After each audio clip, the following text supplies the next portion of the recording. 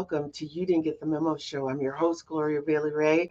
Hey, as always, got a dope show for you today, and it's something that everybody watching the show today will be able to take away and to steal something from my guests here. But again, I want to thank you guys all for tuning in, and I want to remind you, those of you that are new, that You Didn't Get the Memo Show is about providing you, the viewer, with relevant fact-based information to help you be informed and to make informed decisions. We stream live on Facebook, YouTube, LinkedIn, as well as You Didn't Get the Memo Show is both nationally and international. So shout out to all of you guys who are across the pond. Thank you guys so much for tuning in. Our show is an interactive show, and so therefore, if you have comments or questions for my guests or even for myself, place them in the comment section, and we'll do our very best to respond to you.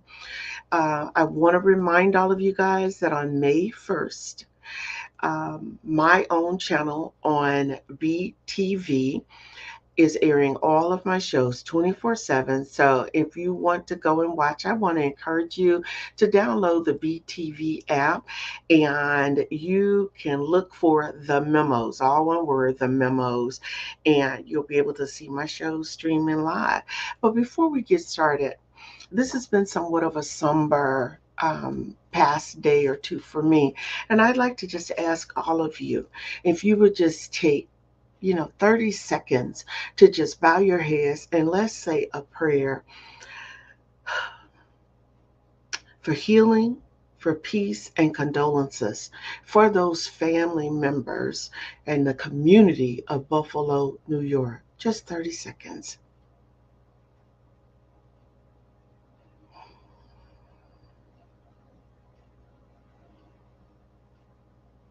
Right. Thank you guys for that. Listen, I also want to remind you, if you're a business owner and you want to advertise, you want to sponsor, or if you'd like to donate, you can send me an email at the you didn't get the memo at gmail.com, and that'll flash throughout and you can reach out to me, right? So, again, I want to thank you guys for tuning in because I want to welcome my guest, Miss Giselle Bonds. Giselle, woo, thank you, my sister, for joining me today. How are you? I am excellent, and I'm so thrilled that you thought me worthy for a seat at this table. Thank you so much. Absolutely. There's so much in talking with you, and I just pick up on so many things. And as we know, life is ever fluid, it's always changing, things are happening. But you know what?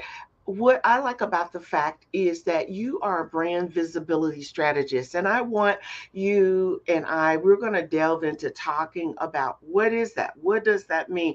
Why is it important for anybody watching the show today to be able to take away? So let's just start with this. I always like to just have people give a little bit of their backstory. What's your background? Tell us about who Miss Giselle Buns is. Well, I'm a basic East Oakland girl. I grew up a couple of blocks from the East Oakland Youth Development Center, literally on the corner by the Oakland Boys and Girls Club. It was just a boys' club when I was a kid.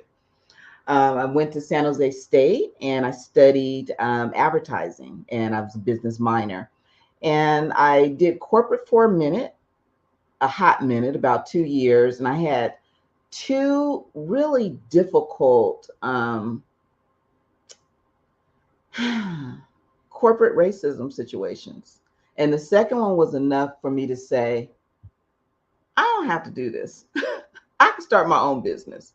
So I was really young when I went into business. I graduated college at 16, high school at 16, college at 20. So I was like 23 when I started the studio. So that was in October of 89. And I always knew I wanted to be a photographer, and I just kind of thought it would be now. I didn't think it would be in my 20s. I thought it would be after, when I was in like semi-retirement from a corporate career, I would open a photography studio. My experiences with systemic corporate racism was so profound and Mm, just the injustice of it. My little young skull of mush couldn't comprehend the unfairness that Right, it wasn't right, like school, that if I right. showed up and did a good job, then everything that I was supposed to get would happen. And Mhm. so I tapped out really young. And so I started my business in 89, and it became, my studio was Positive Images, and I just closed it in October after 28 years and, excuse me, 29 years and 11 months. Wow. So just shy of my 30th anniversary. Um, I closed my doors. Thanks, Rona. Because as you know, mom and pops during the COVID season, we had a hard lift. Mhm, mhm. But during that time, I did portrait work for, I'm sure, many people that you know, family portraits, weddings, cotillions, botillions, maternities, all the forms of portraiture. That's what I did. Okay. High school seniors has always been my passion. But in 2016, I decided to niche down and focus specifically on personal branding photography. Okay. And by that, I mean working with corporate professionals and entrepreneurs and helping them curate a set of stock images that are branded to their mission so Mhm. that you've got the visuals to tell what you do and attract your next client, your next job, Mhm. because a lot of my corporate people are updating personal branding in order to attract the next employer. And right now, I'm in this season where I'm working with people who are in their late 50s, early 60s, who retirement is on the horizon, Right, but right. they know that they're not going to sit down in a rocking chair when they retire. Okay. So we're working on building the brand that they want for retirement because they're looking at consultant Mhm. and starting their own businesses and things like that. And if, like so many people of my generation, if you've been ghosting on social media, Mm, mm. now is the time to start strategically and intentionally building out your footprint on digital platforms so that when you do retire, you're Right. seen as a subject matter expert in that niche, and it makes it easier to transition into entrepreneurship or into being able to consult for some of those companies that you used to work for. Yeah, okay. So hold that thought right there for a moment. I want to go back to something that you said. Why you transition out of corporate America and why I do this show. And the show is actually named after the book I wrote, You Didn't Get the Memo, Navigating Corporate America. Because the things that you talk about, this is really important in what I talk to my viewers about. Hey, look, do not be afraid to step out there. You know, a lot of times people think that, oh, and I'm listening to you saying, oh, I'm thinking in my 30s or what have you, I'm going to do this. And a lot of times we are pushed out. The other times it's just like, it's just time to go. So I want to, first of all, thank you and honor you for actually saying that and telling that, because that this is a story that so many women of color can tell. We could go on about that. And the thing is, the fact that in corporate America it was acceptable, right? So I thank you so much for talking about that. You're already kind of getting into a little bit about brands strategy, but let me back up and talk about who were your influencers that got you into photography. Because I know a little bit something, something. I know that you started, photography. You were working in a mall, right? Taking photographs and doing some things. So talk a little bit about who were your influencers. We already know that you've been doing photography for a long time, and so y'all already know that this woman here, she got skills. So nobody can say I've been in business for 30 years and haven't developed any kind of skill. So let me just give a shout out to you on that, Giselle. But talk about who were some of your influencers that, yeah, I mean, you didn't just wake up one day and start walking and got a camera and say, or maybe you did. I love taking photos. So tell us a little bit about that. That kind of makes it even that much more interesting and intimate to my viewers. So tell us about that. Well, it's funny you should say that because no, literally, I always knew I wanted to be a photographer. I was that kid on the fourth grade field trip with a camera. Remember those little Kodak Instamatics with the little ice cube flash on the top? That was me.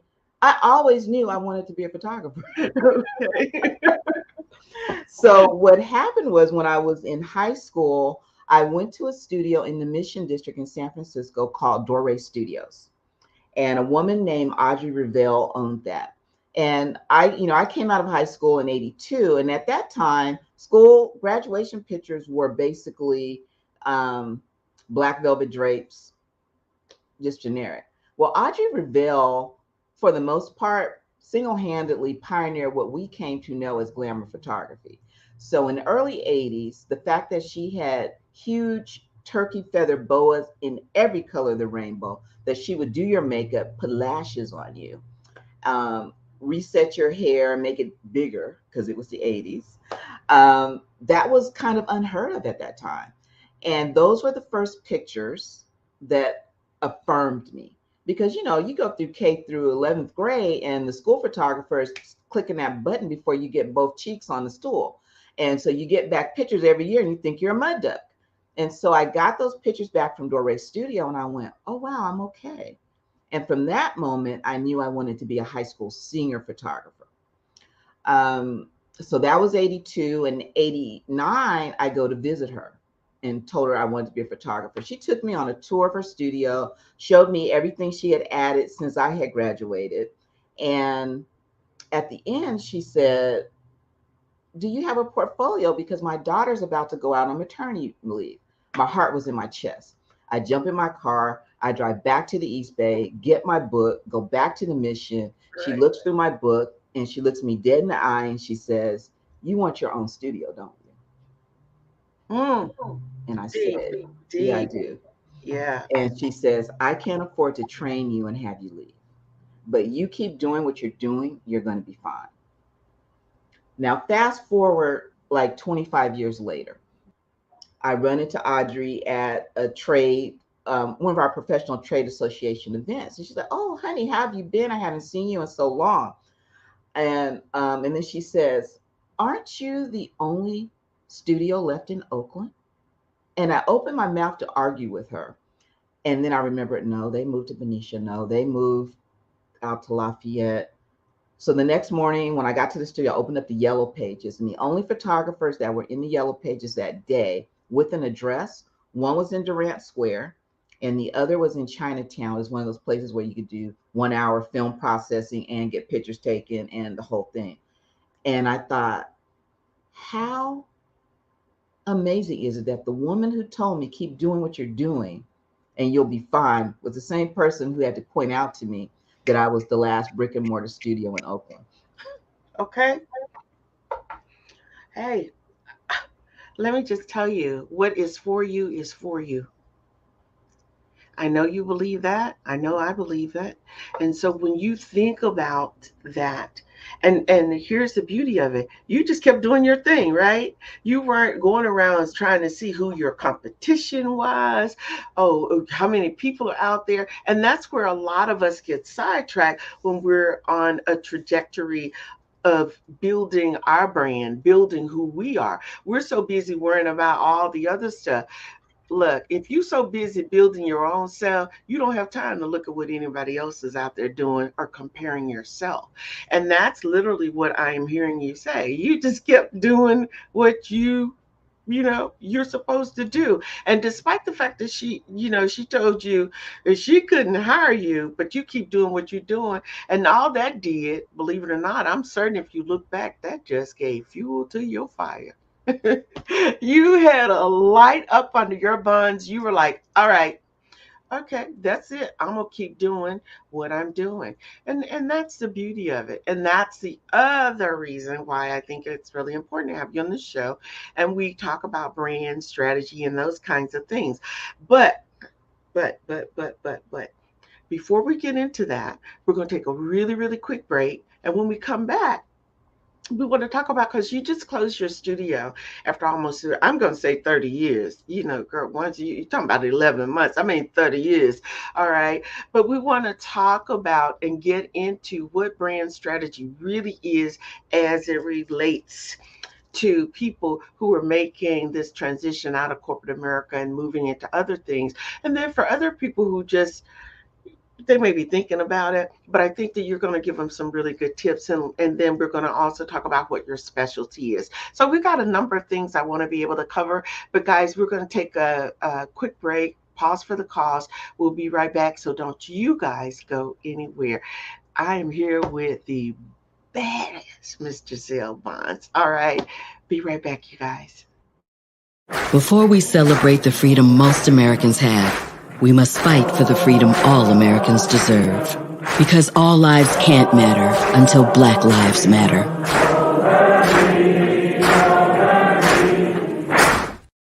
Have you ever seen somebody treated unfairly because of the color of their skin? Do you guys know what it means to have white privilege? What is racism and what do you think about it?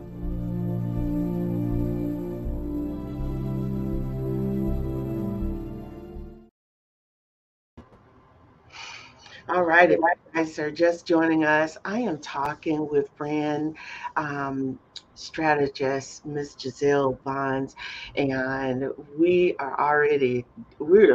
deep into it, talking about what it is that she does. And I want to remind all of you guys, no excuses. You can actually go back and watch the replay of the show. It's on Facebook, it's on YouTube, it's on LinkedIn. So be sure and go back and catch it as well. Before we took that quick break, one of the things that I posed to my guest, Miss Giselle, was, what did she do? What did you do during the shutdown? And that, to me, that's a question. I'm just always really curious how other people either had to reinvent themselves or pivot or whatever it was that they call it.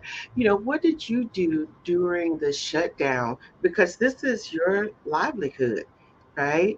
And I can only imagine people say, well, I don't want you around. I'm taking a picture with my mask on or that kind of stuff. So, but let's, tell the viewers how you actually manage through this particular time of the shutdown with regards to the pandemic. It was traumatic. I travel a lot to work with entrepreneurs. Unfortunately, and it's odd because the technology is invented here in the Bay Area, but I find that entrepreneurs and professionals in the Bay Area don't leverage it. So really, it's easier for me to work out of state. So the first thing that happened were all my trips got canceled. My last trip was like around the 23rd of February to New York. And then, as you know, like 3 weeks later, state shut down. And then about four cities were gone. And then that June, I was supposed to be working in Jamaica. All of that was done. I also sell a line of $5 jewelry. All my vending events shut down because of COVID. And I was like, whoo-wee, what's I gonna do? So the first thing I did was I moved all my jewelry to a Shopify website, which is igot5onit.biz. And then I ran Facebook ads to that. Found a wonderful coach who wanted her give back for BLM to be teaching Black entrepreneurs how to properly run Facebook ads. And she worked with us for 12 weeks in depth. And my Facebook ads were popping. And so I was processing jewelry orders like a jewelry boutique. And I like to say that I worked in some of the finest garages that the East Bay has to offer. Did not feel safe at the studio. One of my sorority sisters wrote my my board. Part of my documentation as to why I was not going to be able to pay him was Barbara Lee statistics on who was dying, and I let him know how many of my clients were ill, and I had lost 2 clients by June of 2020. Right. And also the stats that I sent him the newspaper article about the fact that a state of emergency was being declared on Black people in Oakland, as well as one of my sources who worked for County Health sent him an email declaring that it was unsafe for me to operate due to size of space and proximity to the client. Because let's face it, no one was calling to take a portrait with a mask on. Right. So for my preferred clients, I worked in their garages because that gave me proper ventilation because I could leave the garage door open. And quiet as it's kept, garage life is gorgeous. It's kind of like if you notice people like to take pictures in their car. Right. You don't know why there's so many seatbelt selfies. It's because the lighting conditions in your car are perfect. because Mhm. you've got a hood over you and you've got this huge soft light source coming in. A Mhm. garage gives you that same quality of life. Mhm. So, and I worked outdoors. Oh, wow. Yeah. So talk about really embracing what's happened because I think everybody went, oh, what am I going to do? Right. And I think that a lot of times people who weren't able to pivot, those are maybe a lot of the people that just say, the pandemic just took me all the way down. But the message is we always need to be prepared. You got to be Boy Scout, Girl Scout prepared for Well, the all good news things. was that I was already online. Right. And I was trying to figure out what my digital product or course was going to be. And I was kind of dragging my heels on launching it. Mm-hmm. Um, for those of you who don't know, digital products and courses, and it's a huge industry. It's like a silent industry. I Right. like to call it Hogwarts. Many people don't know that Steve Harvey had an eight-figure coaching business. He wrote a book called Act Like a Success, and that book was written to launch that brand. And Mm, so there are people making tens of thousands of millions of dollars selling what they know. right. So with me needing to be in the room to do a picture, it was a while for me to figure out what could I do digital because I didn't want to teach photography. That was the Mhm. obvious go-to. So the first thing I did in April of 2020 was I did a webinar on how to use Zoom for business because I had been on Zoom since 2016. And so I was very comfortable with Zoom.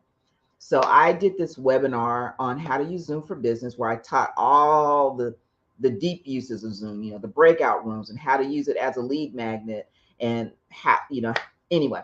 And from that, I invited people into a brand visibility course, which I had mapped out to be like a 6 to 8 week course. But as I got into teaching it, I realized, but I want to talk about this and I want to talk about that. So instead, I turned it into a membership. And that is my brand visibility accelerator, where I teach online strategies every week. So that was the other revenue generating thing that I did was it got me out of the starter blocks to go ahead and push forward with creating digital products and courses. Okay, so let's back up. Let's just talk about there are two things. One thing you said is that people don't leverage. You said they don't, and I said don't leverage it. So what do you mean that they don't leverage even themselves, their business, their knowledge, what do they have? And the second half of that is to get into why they need to understand what brand visibility is. And so let's talk about that as you move into how is it or why is it that people don't leverage a lot of the things because you see a lot of stuff online and you say, wow, that would be great, but you kind of like see it one time or not, or you see somebody with they got some dope skills, and yet they aren't leveraging because they're lazy, they don't have good follow through, they don't follow up. I mean, there are a myriad of reasons. It really is. I'm thinking about this person that I had as a makeup artist that did some makeup for me, and I wanted to see what it would be like for this upcoming event that I have, and no follow through. Dope skills, no follow through. So talk about that. I know I'm probably hitting on somebody's head, but so be I it. think the biggest problem is they named it social media. And by calling it social media, it implies that it's optional. And it gives you space to say things like, I don't have time for that. That's social media. I don't have time for that. Understand something.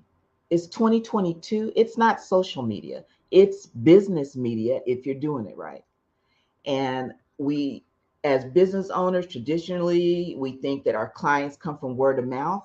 Well, guess what? Social media is the new word of mouth, and it is how you put kerosene on old school word of mouth. Okay. So by not leveraging it and feeling like you have the luxury of not participating, Mm-hmm. you're allowing people to forget who you are. There Right. came a point in my business when I realized that the number of clients I had that were older than me was not an expanding marketplace. And if I want to have clients that are younger than me, love it. where are they going to find me? They're not checking for me in the yellow pages. Mm-hmm. True. They are looking for products and services online. If your business, if your brand isn't visible online, I don't know if you ever watched that show about the drug dealer. Not Empire. What's the one? Power. Oh, okay. And so he was a drug dealer by night, but he was a nightclub owner in New York by day. Right. And there's an episode when he wanted to become a business partner with this very influential white woman who had another bar or nightclub. And she says, well, I did a search for you and you're a ghost on social media. And Ghost was his street name. So that was the pun. Right. But she said, I can't do business with a ghost. Oh, wow. Deep. And so if your brand is ghosting online, I mean, there was a time when they told us you had to have a website and we didn't believe them. Mm-hmm. Very true. Then there was a time when they told us we needed a Facebook page for our business and we didn't believe that either. Right. I didn't take it seriously till one day I was watching the national news on ABC and they had their Twitter and their Facebook handle in the credits as they were signing off. Right. Right. More and more. And then after COVID, if you didn't exist online, how are they going to find you? And when people meet you in real life, if you meet a prospective dating companion on an online app, what's the first thing you're going to do? Drop their name in Google. You know that's right. You know that is so right. That's for sure.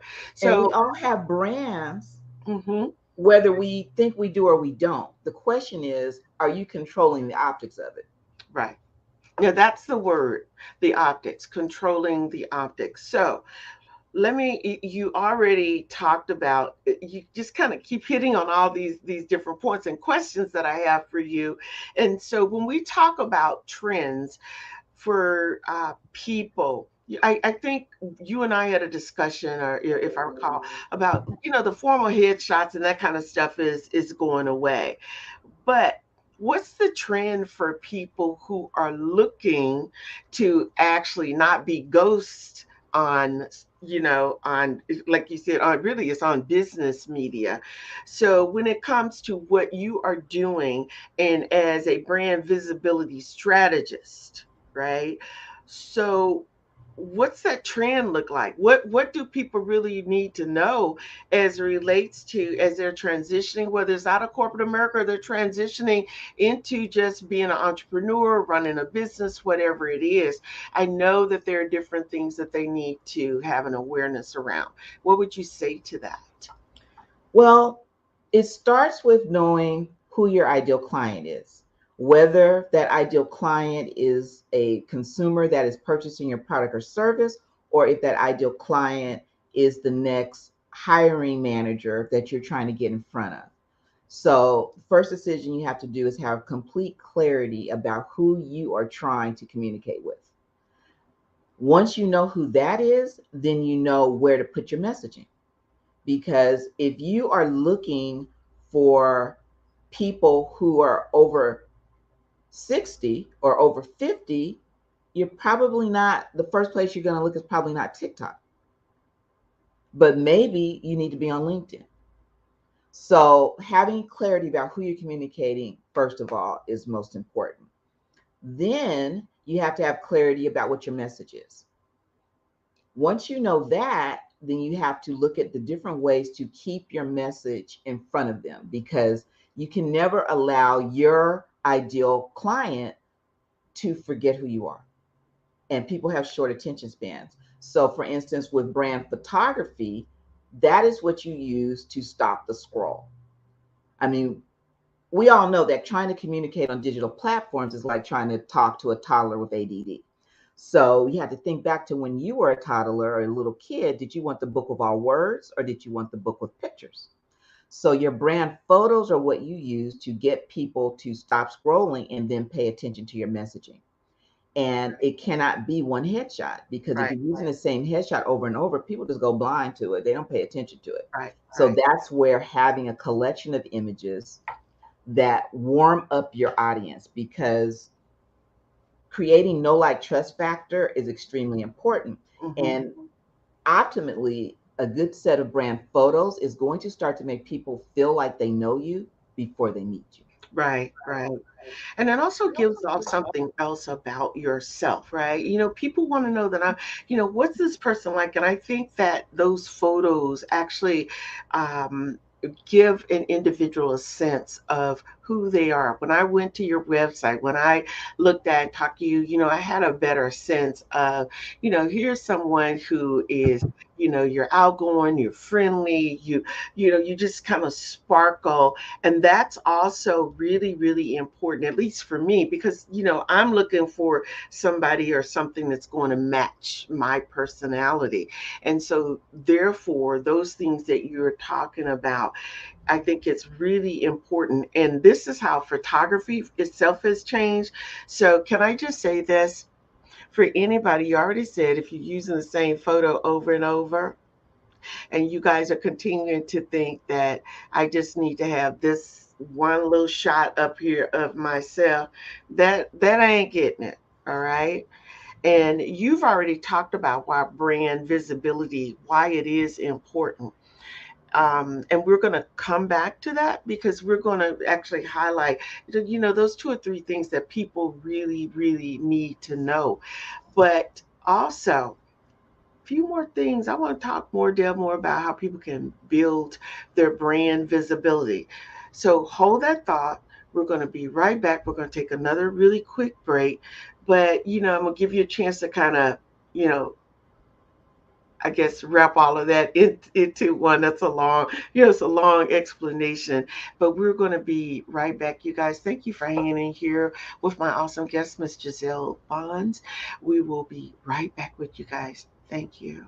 Have you ever seen somebody treated unfairly because of the color of their skin? Do you guys know what it means to have white privilege? What is racism and what do you think about it?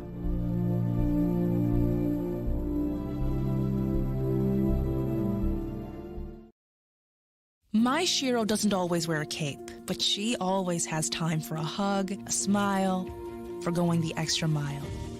My Shiro stretches every dollar, puts in long hours, puts others first. But now it's your time, Mom. When you're ready to retire, we want you to be able to enjoy it. It's time to start saving now. A free 3-minute online chat can give you the personalized tips you need to start boosting your retirement savings today. Visit aceyourretirement.org/Shiro.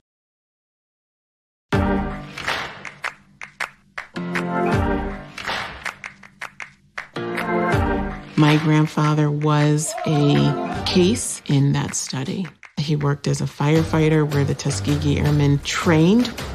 He and I were phenomenally close. The syphilis study happened for 40 years. Penicillin was found to be the most effective treatment, but the men were denied the treatment. Interestingly enough, I've had someone tell me that they were concerned about getting the vaccine because of the syphilis study. And I always, try to educate or provide some information about what happened. But then I said, you're talking about something that happened to my family. And I've taken both of my vaccines. I'm doing this for them. Health is greater than wealth, and it's really up to us to take ownership of our health and this story.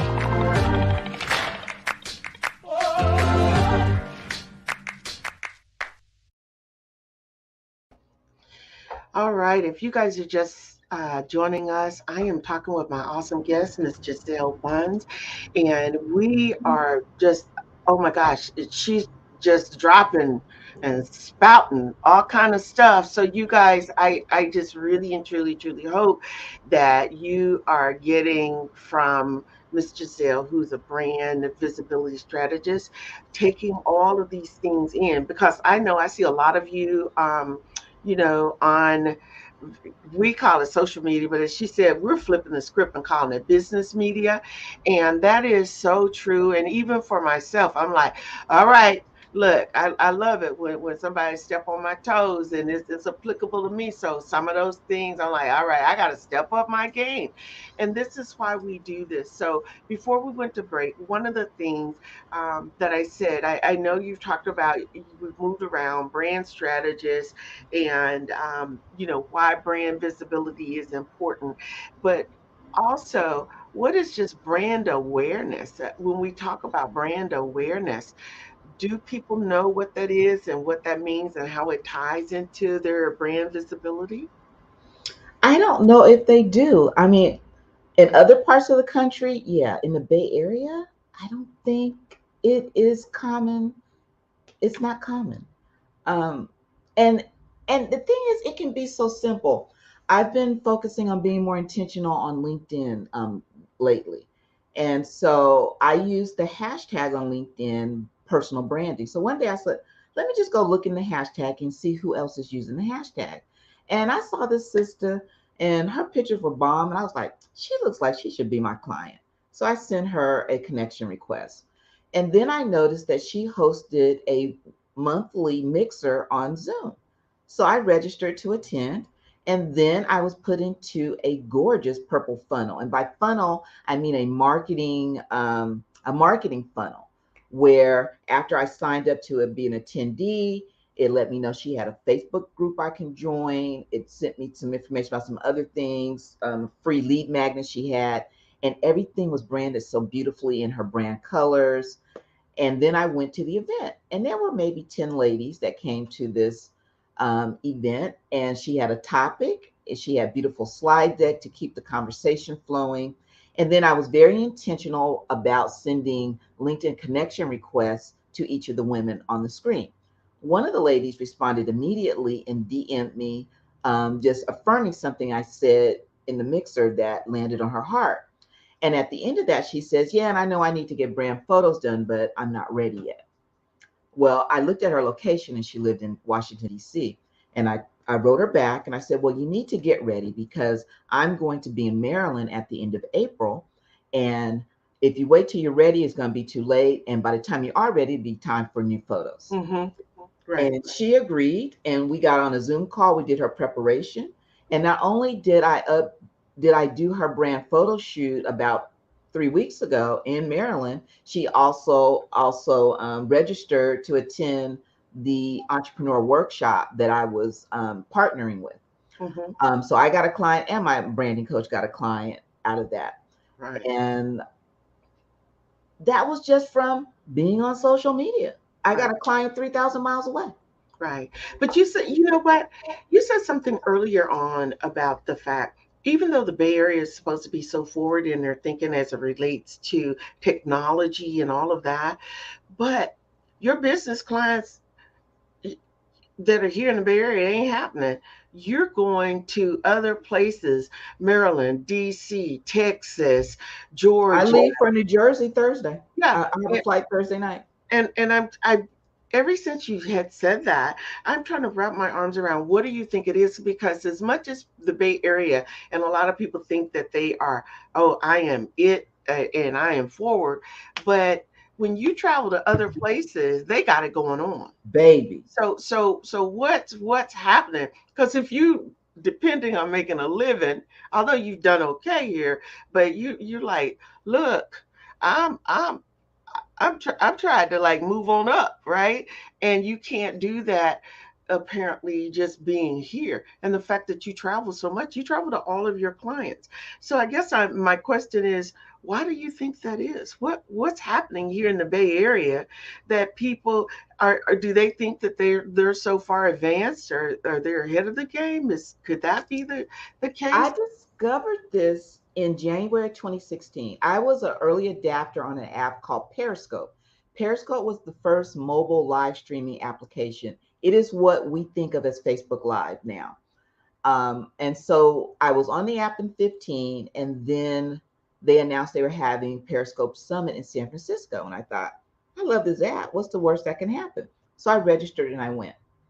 I met amazing Black entrepreneurs from all over the country, France, England. I can count on my fingers of one hand how many Black entrepreneurs I met that lived here in the Bay Area. Everybody else took a boat, a plane, a train to get to Periscope Summit. Wow. That was when I found out about this online marketing space. And I met business coaches and people who needed the type of work that I was doing. Right. And I was just so puzzled. And I was so lit up by this that I started a local community called Bay Biz, because I was determined that my old school brick and mortar buddies and my Black Expo family, I was going to make sure they knew how to live stream. And I was teaching them on Periscope, but I said, understand that live stream is going to be a thing. It's not going to be just Periscope. So in April of 2016, that was when we got Facebook Live. And as you know, now every app you own, you can live stream on. Right. And so we met monthly, and I was in the trenches with them, teaching them how to live stream. Live streaming is so powerful. And if you have a business, understanding how to do it strategically, because there is a method to it. It's very powerful, and you can close people through live streaming. Right. So that was when I first became aware of it. And I've seen it over and over again, but I'll tell you most recently when I saw the same phenomena. Have you heard of an app called Clubhouse? Oh, absolutely. Clubhouse kind of started opening up, and there was a big push. Everybody was starting to get on in November of 2020. That's when I got on. So I was on early on that one as well. And again, meeting amazing entrepreneurs who look like me all over the country. Right. And then I did an onboarding party to teach people in the Bay how to use it. And I was seeing comments like, oh, that's nothing. It's useless. It's a waste of time. They don't understand. Literally, the day when I finished packing the studio in September, 12 hours later, I got on a flight to go work an event in Atlanta that one of my sorority sisters was hosting. I met her on Clubhouse. Yeah. Again, it's having the understanding and the awareness, like you said, because I can say at times when I first started, it's like, I'm on Clubhouse. Do I use it like I should? No. I'm on Facebook. I'm on LinkedIn. I'm on YouTube. But the thing is, that's where knowing and having someone. And so hopefully at the end of this, you're going to talk about what upcoming classes and things that you have. I made money on Clubhouse teaching how to use Clubhouse because people didn't know how to use it with intention. But and it's so easy to get on Clubhouse and be a professional listener. Right. And you can't make money like that. Right. And in this case, see, you're just smart enough, you're forwarding your thinking and say, look, wait a minute, I can make some money on this. I'm doing this. Like you talk about Periscope, when, but honestly, I like Periscope. I hate that it actually went away. But, those are the kind of things. So let's just talk about social media and how it plays into brand visibility. Let me go backwards. Let me start with promotional products, because you talked about, how I thought that was the cutest thing. You said, look, I'm in somebody's garage and you're like doing it. And so, is it worth it to be on business media promoting products? Where else are you going to do it? Hello. I mean, it sounds like it's a no-brainer, but I had to ask. Facebook is one of the largest countries in the world. Right. Your client is on Facebook. Right. And if you put some, there's organic. I mean, there's 3 ways you're going to build your audience. You can build it organically, brick by brick, by showing up and attracting your ideal person. You can borrow your audience from someone else who has the same ideal client as you, but sells something different. So you can do collaborative things, or you can pay them to get in front of their audience. And the third way is paid. So that means paid traffic. You're going to pay Facebook, you're going to pay Pinterest, you're going to pay Google to bring you the proper people to be in front of you. And I've got a $4,000 ad credit. I have it. All my clients got it. I have a Facebook group. I probably should have told you that. VisibleEntrepreneurs.com. You can get to it. And I opened that group up at the top of COVID because I wanted to talk about pandemic pivots. And so that was where I was pouring. When I got word of different grants and opportunities, I always put it in Visible Entrepreneurs. And so I put in some information about a Facebook ad credit opportunity. And when all was said and done, this was in December, it was $4,000. And so I got it. All my clients got it. And so I've been using that to build my Facebook group and to drive traffic to my membership, my brand visibility membership. So that's paid traffic, and that's paid traffic I didn't have to pay for. Right. So I'm yeah, you sorry. need an audience. So you got to build an audience Right. and then nurture that audience, demonstrate your value, and then you are in position to have the privilege to ask for their business. Right, right. That makes sense. Blogging. I don't know how much blogging you do. I know that that keeps coming up for whatever reason in my circles. You need to be blogging or vlogging, and I think people are like, what's really the difference? But do you see that there being value in blogging? I know that I do, because you're talking about something that's relevant. You're talking about something that has and holds an interest. And so, but again, it depends on who your audience is. Because, probably No, 30 years old don't want to hear about AARP, right? So, it doesn't even matter who your audience is. Blogging is so important. mhm, okay. So I have a visibility framework, and it is composed of networking, whether that is virtually or in person, social media strategy, obviously brand photos, um, and local SEO. SEO stands for search engine optimization. Mhm, mhm.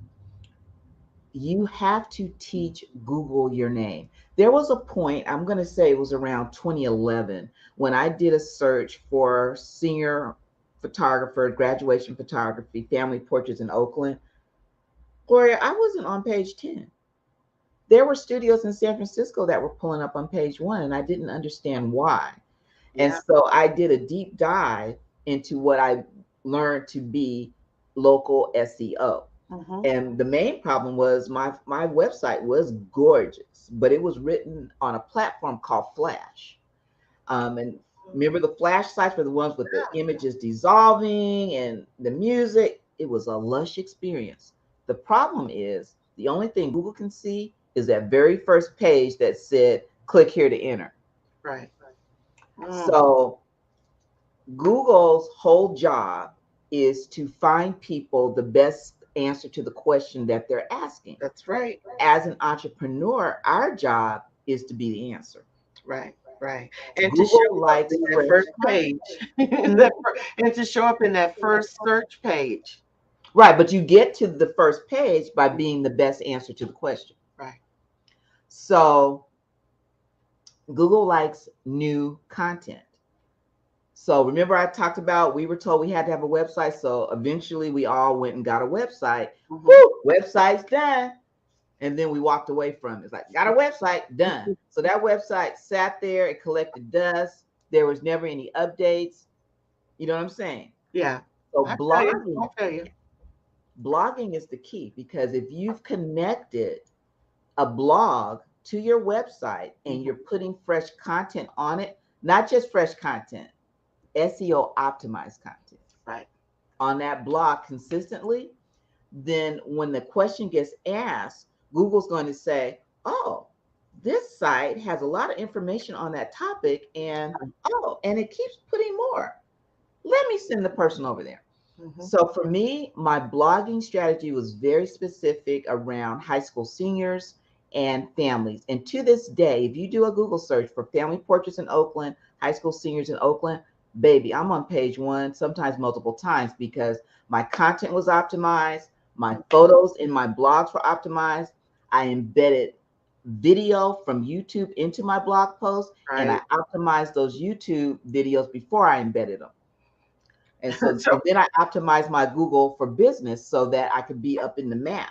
right.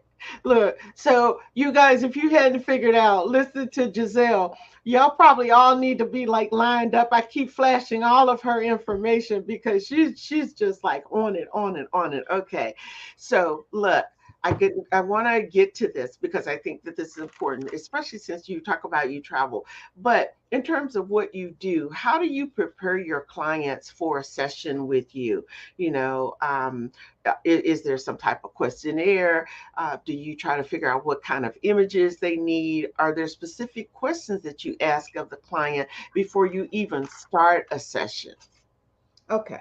So again, I'm going to make a distinction between my Bay Area clients and my clients in the Southeast and on the East Coast.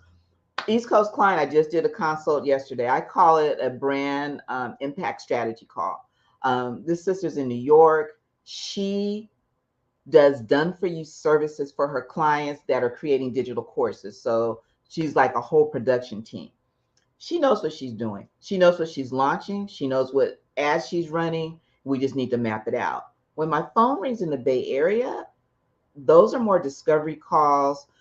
That call is typically, I need a new headshot, I got a promotion, I got an award, and then I have to take those clients in to dig a little deeper. Like, well, what other parts of your life do you need imagery for? And then, so I get all up in my clients' businesses, and I find out what products and services are they launching, what ads are they running, what landing pages, what lead magnets do they need, what content are they going to be creating? I'll tell them, what do you say over and over again? What are your FAQs? What do people ask you over and over again? Because that's where your content is. Let's make sure we have images that sync up for that. So when it's time to drop that YouTube video, that Clubhouse room, that blog, you've got the image already, and you can just reach into your archive, pull it out, put that content out. So when you're looking for brand photography, you do not want a wedding photographer. You don't want a family portrait photographer. Right. You want someone that understands what you're going to be doing with the images, and that can understand what your end purpose is. Right. That totally makes a lot of sense. Okay. And I always say there's so much that we can talk about. 55 minutes seems to fly by. We need to take just this one quick break. And when we come back, a couple of things that I want to ask you to address. First of all is, what are your values as a, and I'm used to saying photographer, but in terms of what it is that you do as it relates to a brand visibility strategist, what are those values? What do they look like? And then what is it that you want people who are watching the show to take away from today? So think about those two things. We'll be right back, you guys. I hope that you've enjoyed this as much as I have, because I'm just like, whoop, whoop. Got to get on board for sure. We'll be right back, you guys. Don't go anywhere. Thank you for watching the You Didn't Get the Memo show with your inspirational host, Gloria Bailey Ray. It's your contributions that make this happen. To become a sponsor, send an email to youdidn'tgetthememo@gmail.com. That's the letter U, didn't get the memo. If you're not in a space to be a sponsor, but you like what you hear, we simply ask that you support what you like by making a contribution to the show. There are 3 ways to make an online donation. Visit paypal.me/Gloria Bailey Ray or Cash App or Venmo, Gloria Bailey Ray. Give what you can. Your support is appreciated. Okay, guys, as we wind down talking with this awesome, dynamic guest, Miss Giselle Bonds, she is giving you, what I say tantamount to, she just have given you a brand session right here, for free. You guys got this information. But before we took that quick break, one of the things that I asked Giselle was to talk about what her values are as it relates to a brand visibility strategist, and what is it that she wants people watching the show to take away. Now, Giselle, can you do that in 60 seconds or less? I really don't want my people to be left behind. And I call it Hogwarts because this digital space is right there and entrepreneurs are leveraging it. And then, in Hogwarts, they call mortals muggles, don't even know it exists. It's like it's right there, but you don't know that this money's being made. It's just so important to me that people that look like me understand that that door is there and that they learn how to use it, because we do not want to be dependent upon a corporation or a contract. And especially folk my age, we're at a point where we are experts, whether we want to own that title or not. You didn't live this long without becoming good at something, and people will always pay you more for what you know than what you do. And so learning how to convert that to digital assets and leverage it so that you have another revenue stream, that you don't have to panic if the world shuts down, and that you can make money anywhere you have Wi-Fi, if you understand how to navigate digital streets. For me, that's my passion, that's my drive, is making sure we show up and show out and get paid for it. So, do you have any upcoming workshops or anything, or where can people go? Would that be on the Brand Visibility Accelerator website that they would be able to find that? Because I'm certain people would like to know that. So my Brand Visibility Accelerator is where I teach every week. As a matter of fact, at 6:30 tonight Pacific, I'll be there. And now I do 2 sessions. So I'm at 6:30 East Coast and 6:30 here Pacific time. Mhm. And I teach 2 strategies a month. And the in-between weeks are co-working sessions. So whatever I taught the week before, now we're going to do it together. Okay. And because I know that it can feel overwhelming, but the thing is, you don't have to learn all of it at once. Right. So we're going to learn 2 things this month. And if we start implementing that, we're going to move the needle. And then we're going to learn 2 more things next month. Okay. And understand that my Brand Visibility Accelerator is I built what I needed, because entrepreneurship can be lonely. And when we're out here trying new things, it can be scary. So to have a tribe that you can move with, that helps you call out that internal terrorist, because that chick will sit right here, whisper in your ear, tell you, well, who are you to show up? And you're not an expert, and and she will keep you frozen. So we call out the internal terrorists, because you got to karate chop that chick in the throat every morning.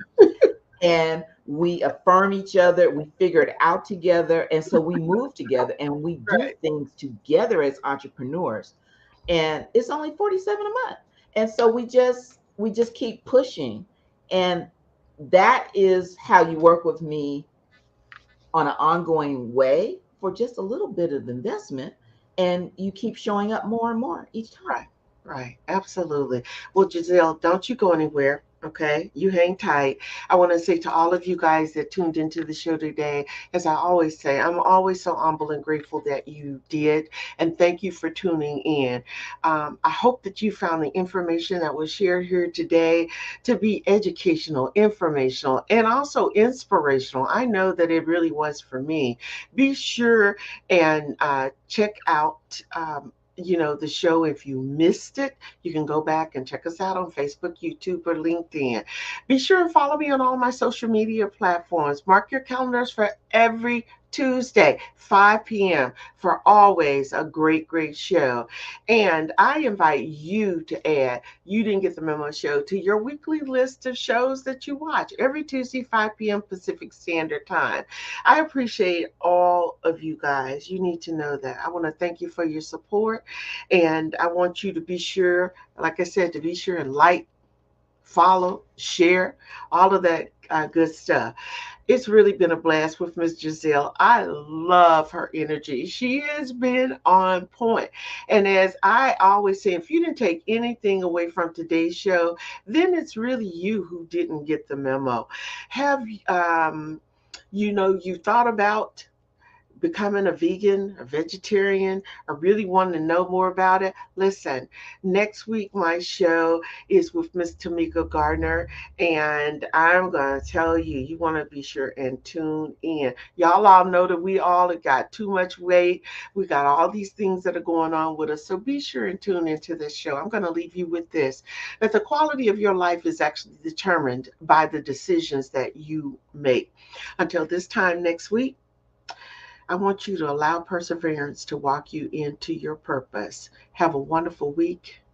Give thanks for all of your many blessings. Remember to keep the people in Brooklyn, in the Bronx, Brooklyn, New York, in your prayers, and stay safe.